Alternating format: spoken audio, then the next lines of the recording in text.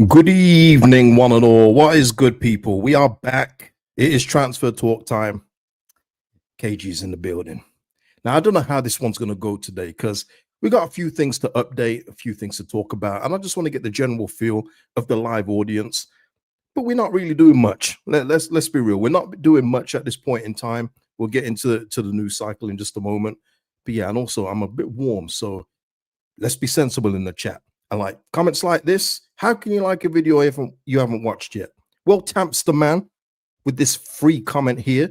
It's showing support to the creator. And you've been here a while, so why wouldn't you just want to support your creator? Why wouldn't you want to support one of your favorite creators, if I am one? Or someone you just casually enjoy? Support your creators who put in the work to get these streams up, that probably pay more for internet than they would usually in order so these streams don't buffer every 2 seconds. Show some love. Simple. Hello, Sai. Shout out to you, man. Hello, everyone. What is good, man? And Sean, I liked it straight away. See, Sean knows the script. You know what's good. You know what's good, Sean. Let's go. But yeah, guys. I also want to know from you, lot. Are you surprised we haven't wrapped anything up yet? I repeat again, as I've done in a few videos, we've been promoted since the 21st of April. All right. I feel like we should have done something. Just a little something. Yeah, I'm not nervous. Let me just say that. I know things are going on. I thought we might have just announced a little something. You know what I'm saying? LA Knight, yeah, those are the two options. You know, if you know the other one, I Hate You. It's from the new Jacob Fatu, yada I mean. But let's go. J Racer in the house. What is good? Let's get the first little bit out the way. And it's only a quick one, and it's only just because it was in Barron's article, but no more loan clauses. I mean, you know what? It's one of those where it should have just been, it never had to be discussed, but because the old regime put them in and put us at such risk when we went down, I guess he had to point it out, but this should never need pointing out again. This won't happen at this football club again. I don't think it will ever be allowed. Loan clauses are something I never heard of upon relegation until we did them. We always know, much like we've seen Liam Delap, Ipswich go down, he's available then for 30 million, where if they stay in the Premier League, they're probably selling him for at least double that.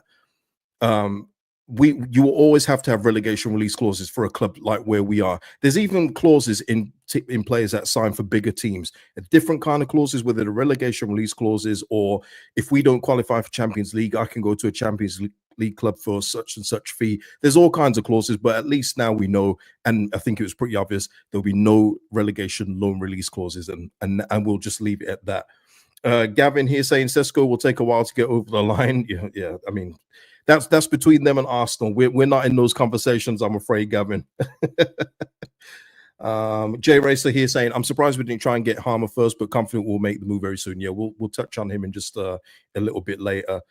But yeah, so there we are, just to get that out of the way. But what I did want to say, though, just before we get into our news, is that this is where it's possible that you can get the deals done and then announce them now and not do them until July 1st. Now, of course, every negotiation is different, and maybe Brighton's the selling club for this player were happy to do this, and maybe, you know, in our case with like a Jaka Bijol, they don't want that. But look at Brighton here. They've already announced a deal, and I think this was one like 30 million. We're delighted to confirm that Costulas will join the club on July 1st for an undisclosed fee, and he's already done all the press photos. He's already done all this, all the chatter, all of this stuff, and he's there, but he's not actually going to be a Brighton player until the 1st of July, and that's what I want to see coming up now. You know what I mean? That's what I want to see coming up in terms of Leeds United announcing the deal, and maybe we won't have him before June 30th. That's fine, but July 1st, that works for me, brother. That works for me. He does, Mark. I'll mention it in a bit, but yeah, he's been working out this summer for sure. What's going on, Ryan, man? Hope you're well. So yeah, it just shows you that there are deals that can be done, and if Leeds United can do this, please do this in the future, because I feel like we need something, man. I feel like we're starving a little, just a little bit. But this one here, you know, this goes to the contrary of what Brighton are doing, but this one seems to be going on forever. You know, when this one's actually done, if it does get done, it's going to be like okay, who's next? Because Jaka Bijol, latest from Joe Donahue this afternoon, I should say. Sources close to the deal in Italy believe 20 million euros, which is 17 million pounds, will get an agreement over the line for Leeds United target Jaka Bijol. Leeds and Udinese remain in negotiations for the Slovenian international defender. I gotta say, I feel like I've read that one last week. You know what I mean? How are we getting these offers over there? Are we faxing them? Is it via post? Like, are they keep saying 17 million and we could keep going, well, 15.9, and they say no, and then we go 16, 16.1?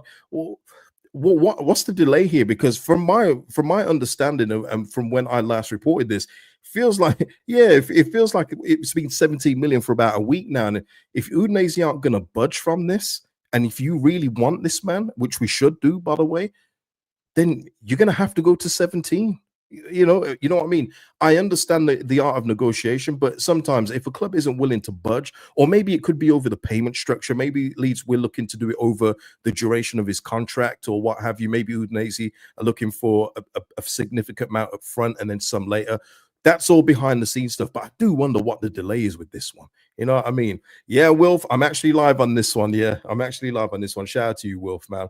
Oh, and big up to Parrot House and Mr. P for super thanks in the last couple of videos. Much appreciated, guys. But yeah, I do feel like this one will get done. I feel like we will, finalize this deal at some point. But it's just taking a while, isn't it, man? We need to be moving on. We need to be moving on to other areas of the pitch too. Centre back is very important, of course it is. But man, come on, let's just get this one over the line. Let's get it over the line. Sam here is saying here, I thought we'd have at least 2 in by now. 2. Yeah, I would have said 1. I think once we got the note about how much we are in the losses in terms of 61 million, I thought, okay, that might be a bit difficult to get in the bigger players that we're looking to get unless we do actively sell players. And as we know, with the latest with Joseph, 8.5. Very, very low for him. But if you're not going to get rid of another actual first teamer, then it's going to be very difficult to get like 20 to 30 million deals done this side of June. We're going to have to wait until July 1st to set the new PSR period, which isn't ideal because then some targets will go away naturally. But yeah, I thought we'd probably get 1, but we shall see. Yeah, no, Hyru, I wish it was like FIFA, man. I wish it was. But yeah, that's the latest there on Jaka Bijol. We are still negotiating. Okay. Next one here, and I don't know. I'm going to give this one a rumor rating of about 4 out of 10. But I'm going to discuss it anyway because it's an interesting one in terms of, Dean Jones is okay, actually. I'll give him credit. But Leeds United are on course to be contacted by intermediaries to discuss what it would be to take on to sign Douglas Luiz. And the thing is with this as well, we're not the only ones in for him. Apparently, it will be Man United to Nottingham Forest, and I think there's another club, but don't quote me on that. But either way, there are some real, big clubs in there and teams that have got European football too. And Man United, anyway, can offer them probably at least double what we can offer. The only reason why I don't think this is realistic is because I don't see why Douglas Luiz would come here in the current way that we are. I mean, he was a big part of the Aston Villa team that climbed the tables, that got themselves eventually into the Champions League. They then have to sell him due to PSR, and he was one of the most valuable assets they had that they were willing to release, so they let him go to Juventus. Has not worked out there at all. He played like 19 games, no goals, no assists, which is very unlike him, and he only started 3 of them, and he was substituted on in 16, which is not very good at all, and it just shows that the deal hasn't worked out. Doesn't make him a bad player. Just means it hasn't worked out for him at Juve. But I mean, if we was in the conversation for this, then of course you'd have to be all over it. He would literally be our best technical midfielder at the club, and it wouldn't even be close either. The guy can do it all in terms of his passing range, set pieces. I mean, he scored from corners multiple times. I mean, directly from corners. Don't need to whip it in. He can whip it in the goal himself. Free kick taker as well. There's just a lot to like about Douglas Luiz, but I just think as well, if Forest lose someone like Morgan Gibbs-White, and Man United will always be looking to rebuild that midfield, I just feel like they'd be ahead of us in this queue for this kind of player. I do, in terms of where we are right now and the coach we have. So, yeah, if anything else props up with Douglas Luiz, we'll mention it, we'll discuss it. But at this point, I'm going to say I think it's highly unlikely. All right, I think it's highly unlikely. But moving on from him, another report today. Again, it feels so recycled, people. I'm not going to lie to you. It really does feel recycled, but as long as there's relevant points in the chat, I'll bring them up, but we'll keep it moving. Report today saying that it's a choice between Buendia or Gus Hamer. Obviously, for me, it's an easy decision to make. It would be Gus Hamer, and especially in light of the recent reports of Chris Wilder at Sheffield United, which is it's an interesting one for them. And honestly, it's got nothing to do with us, but I don't think it's written in stone that he'll get sacked. I mean, we even saw with our manager, it looked like he was out the door this summer. Then the club backed him to stay, and maybe that will be the case for Chris at Sheffield United. But it does, bring up even more turmoil after their playoff loss. And yeah, they will have to sell players, no doubt about it. They can't go with the same again and strengthen. They will have to, tighten the purse string somewhere. And Gus Hamer deserves Premier League football. And again, I hope that we're still in for him. I know it's at this point in time in reports, between us and Everton. But yeah, we need to seal this one, man. Get Jaden to have a word, get their agent, in the same room as well. Got the same agent, I think. Let's get this one done. This one's a no-brainer for me. It's a no-brainer. Yes, Sam, it does. It does. It feels like Groundhog Day. And the thing is as well, I do wish that I had something concrete to report on, but this is what happens in the summer. It's about links, it's about rumors, it's about wish lists as well. When, if you haven't signed anybody, that's what the chat is about when you tune into these kind of streams. But yeah, it would be nice to get something over the line.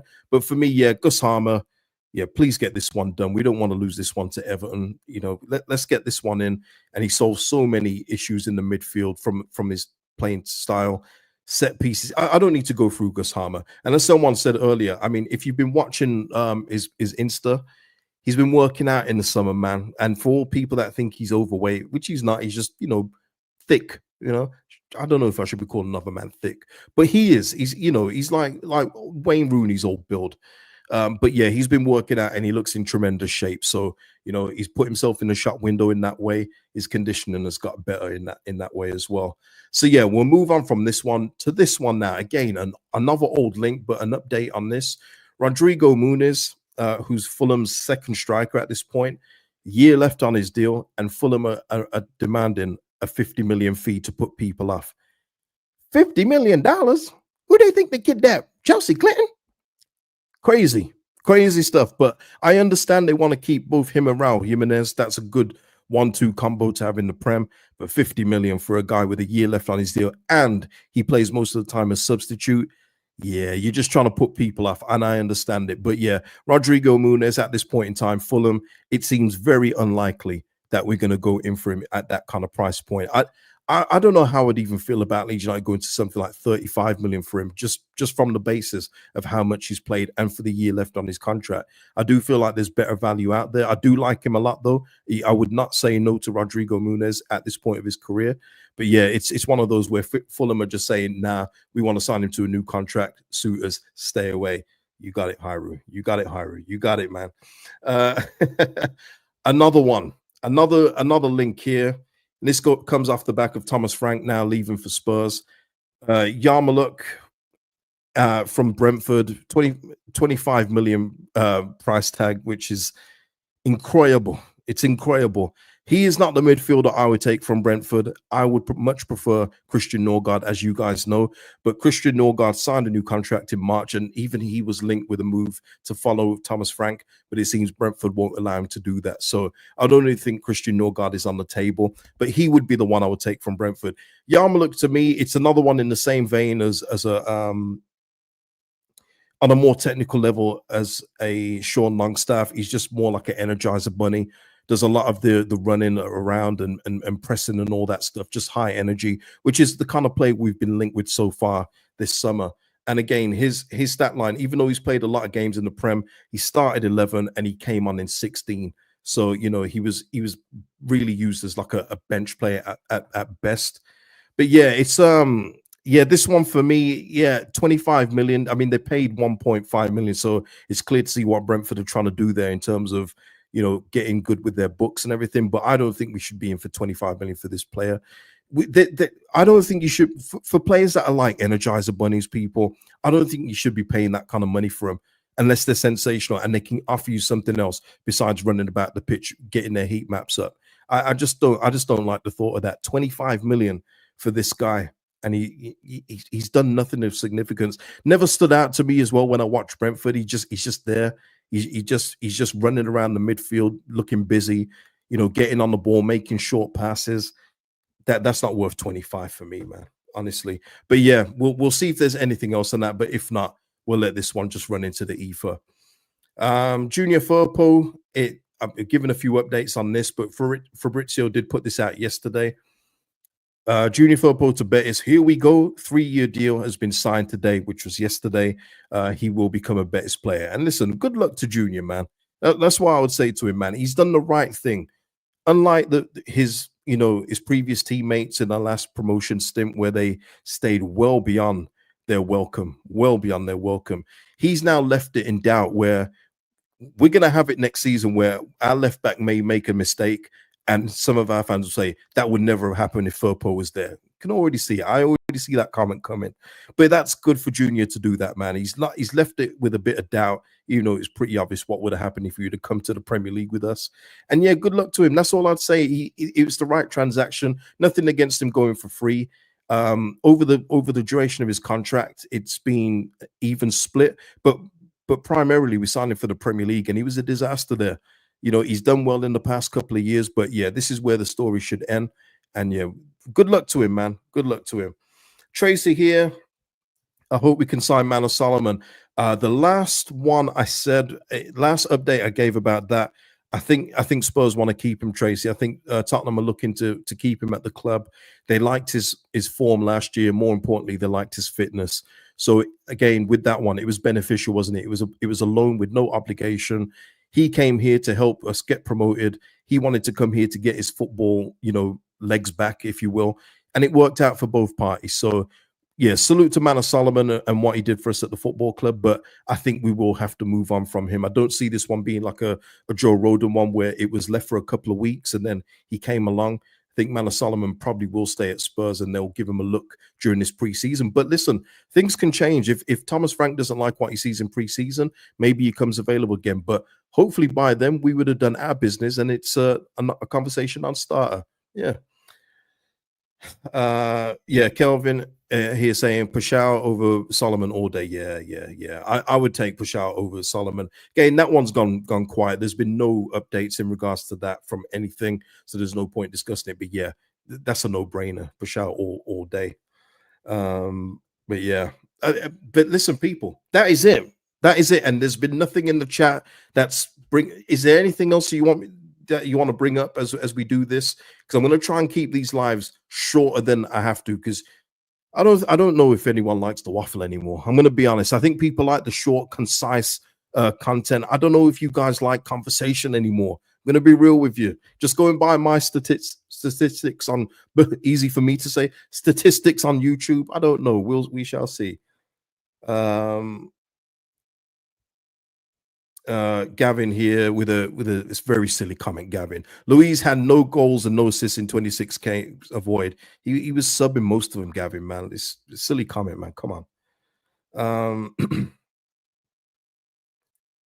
SP saying interesting how long it took to sign the deal with Betis from when Ampadu announced it at the parade. Tremendous. And also with that, Gavin, are you the kind of person as well that wants Sean Longstaff? Because he ain't bringing up numbers either.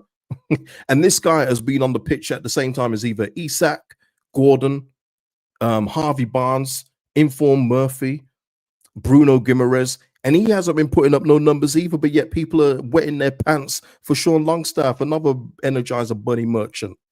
Okay, fair enough.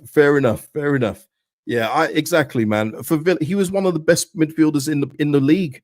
He was literally like close to a move to Arsenal at one point, until they had to sell him to Juventus. You know what I mean? Hyrie saying, I'm surprised we haven't been linked to more goalkeepers. Yeah, I mean, there was a loose one. I haven't brought it up, but there was a loose one from the Sunderland side about Leeds United and Sunderland going in for Michael Cooper. I don't believe that one, because the price was only 8 million, and I don't think Sheffield United is selling him for just that. I don't know if they're going to get the price they're looking for if they sell Michael Cooper, but I don't see it just being 8 million. So I haven't brought it up in this one today. J Jet saying here, now the Douglas Luiz link got me excited for what the 49ers can do in silence. Well, it wasn't in silence, you know what I mean? It got reported by Give Me Sport. But yeah, I mean, something like Douglas Luiz is a game changer for us where we are.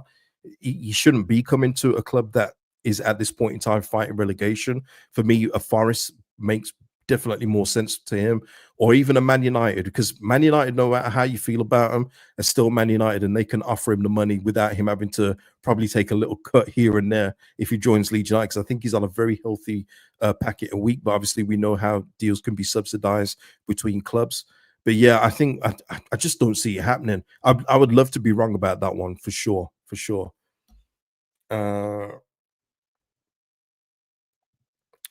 No, not yet. Not yet, crew. Not had anything back. If I did, I'd definitely tell you guys. But yeah, I've had nothing back so far in terms of anything. The only thing I got that was concrete was that Melier's name was being offered out. That's the only thing I got in terms of, and this was like near the start of the window that Melier's name's been offered about. But other than that, nothing yet. But I will go back and check. I will go back and check for sure. But yeah, I don't think there's anything else, people. Don't think there's anything else of note. Anything else that you can think of? I've probably covered it in videos this week, so if you haven't seen them, go back and watch them. But yeah, I don't know. What else is there? What else is there? Anything? Going once, going twice, you know? Don't think there's anything else, man. Yeah, direct. Just saying in regards to Furpo, who's still on the screen. Well done, Furpo. Got himself a redemption arc and got to go back to bed. It's good on him. He'll be much better out there. I agree with that too. I agree with that too as well. But yeah, listen, people, we'll wrap it up here. Otherwise, we're going into waffle settings, and we don't want that. So please, if you haven't already, like the video and subscribe to the channel if you haven't. If you want to, yeah, that's it, people. I'm done. And I'm warm as well. So listen, enjoy the rest of your Friday, people. If there's anything of significance, we'll do another video tomorrow. But if not, check out the ones from this week if you haven't already. Peace out, and I'll see you in the next one.